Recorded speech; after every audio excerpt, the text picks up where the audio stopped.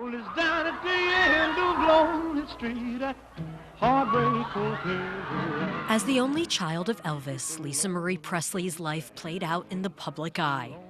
Her new posthumous memoir, finished by her daughter Riley Keough, is a raw and incredibly sad look at one of America's most famous families. Hi, Riley. I'm Netta. Riley sat down with the BBC to discuss the book. In it, for the first time, Lisa Marie shares the harrowing story of her father's death. How at just 9 years old, she ran to his body on the bathroom floor screaming. She writes that she sensed something was wrong with him. It was totally devastating to her, and I think that she in some ways spent her life grieving him, and it definitely dictated her life and her story.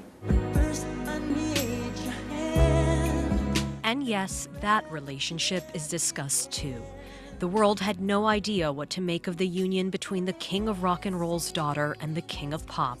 But Lisa Marie insists in her memoir that she was so happy and that no one ever came close to being like her dad, apart from Michael Jackson. It just sort of exploded, you know. I think that it was very passionate and kind of just went up in flames a bit. You know, I know they both cared for each other very deeply. The first time Michael Jackson proposed, Lisa Marie says she was still married and he confessed his love in a dark room in Las Vegas. He told her he was a virgin and wanted her to have his kids. After over 2 years of marriage, Lisa Marie filed for divorce. There were a lot of things at play: drugs, you know, my mom's fundamental sort of distrust in people around her. On the accusations that he was a child molester, Lisa Marie wrote, "I never saw a goddamn thing like that. I personally would have killed him if I had." Addiction and mental health are a running theme throughout the book. Lisa Marie says she experimented with drugs during her rebellious teen years, but it wasn't until her 40s, after she was prescribed opioids for a C-section, that she became an addict. It's sadly so addictive and ruins people's lives. And I don't think she's alone in that. I think that's much more common than it should be. But the biggest heartbreak of all for Lisa Marie was when her son Ben took his own life.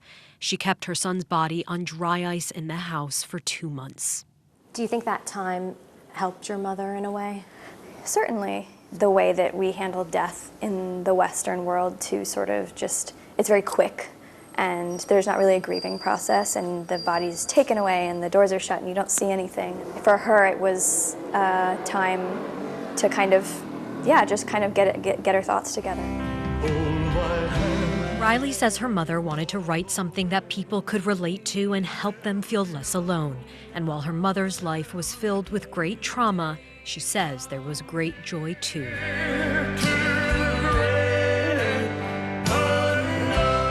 Netta Taufik, BBC News, New York.